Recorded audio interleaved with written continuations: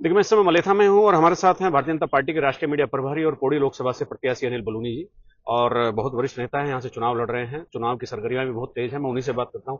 अनिल जी, ये बताइए, बाकी मुद्दे तो बहुत सारी चीजें हैं, बहुत सारा आपने बताया भी है, उद्देश्य भी बताए हैं, चुनौतियां भी बताई हैं, क्या करने वाले हैं उसका भी थोड़ा थोड़ा आइडिया आप दे रहे हैं। डेवलपमेंट के मुद्दों पर आपका क्या है? आप कोई फोकस करके डेवलपमेंट वाला मामला भी सामने लोगों के रख रहे हैं कि नहीं?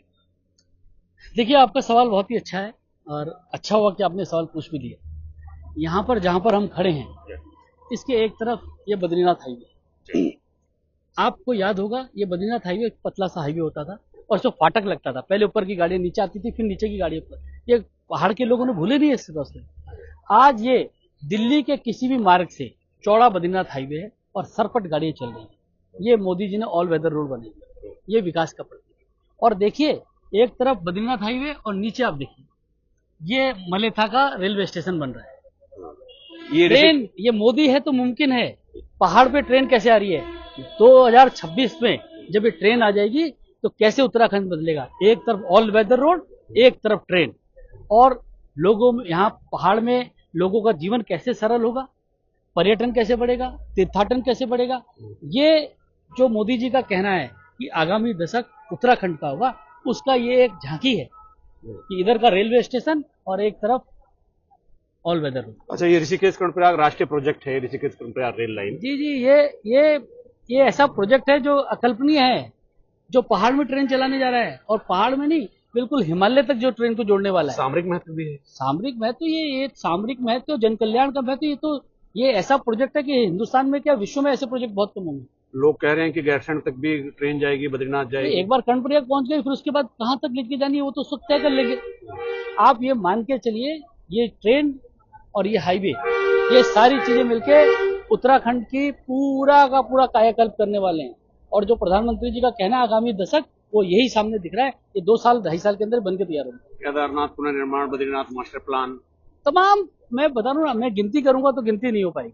आप देखिए ना, air connectivity, rail connectivity, road connectivity, हर तरह का विकास हो रहा है। और मोदी जी ने तो संकल्प लिया है कि इस देवभूमि को, वाकई पूरे दुनिया इस देवभूमि को देखे, ऐसा बनाकर। एक छोटी सी जिज्ञासा और मन में है, मैं कई दिनों से पहाड़ में घूम रहा हूँ।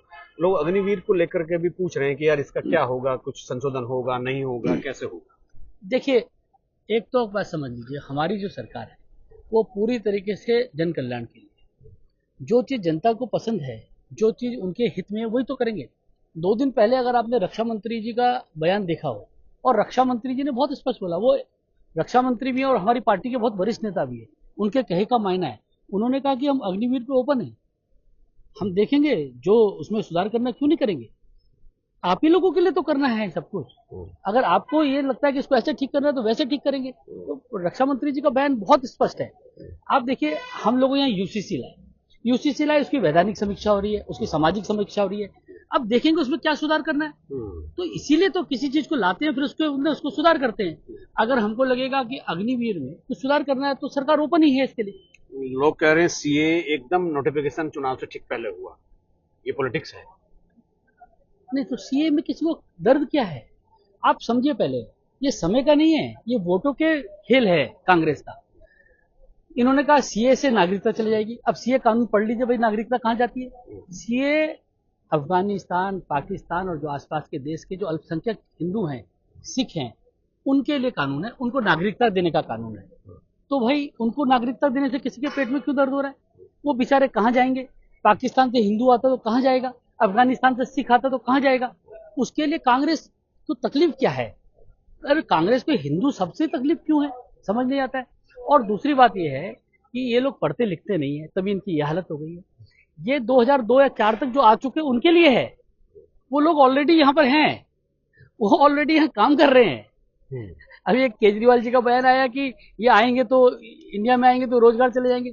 अरे भाई पढ़िए पहले, 2002-4 तक के लोगों के लिए है। तो ये अफवाह फैलाते हैं, झूठ झूठ बोलते हैं, और कुछ लोग उनके बहकावे में आते हैं। लेकिन सच्चाई ये है कि सीए कानून जो है वो बिल्कुल अलग है और विपक्ष कुछ अलग बताता है। केजरीवाल की गिरफ्तारी को लेकर के भी लोग कह रहे हैं कि सरकार जो है अधिकारों का दुरुपयोग कर रही है। नहीं, आप वो पढ़ लीजिए उसको, जो जो एफआईआर है, जो चार्जेस हैं, उन सबको पढ़ लीजिए, आपको स्पष्ट समझ आ जाएगा। हमारे सरकार के समय पे मैं आप लोगों को कह के जाता हूँ, जो आदमी जनता के पैसे की लूट करेगा, जो भ्रष्टाचार करेगा, उसके लिए कोई स्थान नहीं है। और जनता भी इसमें हमारे साथ है। हर चीज। आपने जो पहला उत्तर दिया था सवाल का, ऋषिकेश कर्णप्रयाग रेल लाइन आपने कहा था 2026 तक की पूरी हो जाएगी और उसके बाद एक्सटेंशन के तमाम अवसर यहाँ पर खुले रहेंगे। तो 2026 में हम सब उम्मीद रखें कि इस पे पटरी पे रेल पथगामिनी दौड़ेगी। आप और हम बैठ के ऋषिकेश से कर्णप्रयाग की यात्रा करेंगे साथ में। चलिए, बहुत धन्यवाद। तो मेरे साथ थे अनिल बलूनी जी, और उन्होंने जब विकास की बात की तो उन्होंने विकास का एक मॉडल भी यहाँ पर दिखाया और कहा कि विकास इस तरह से होता है। बस।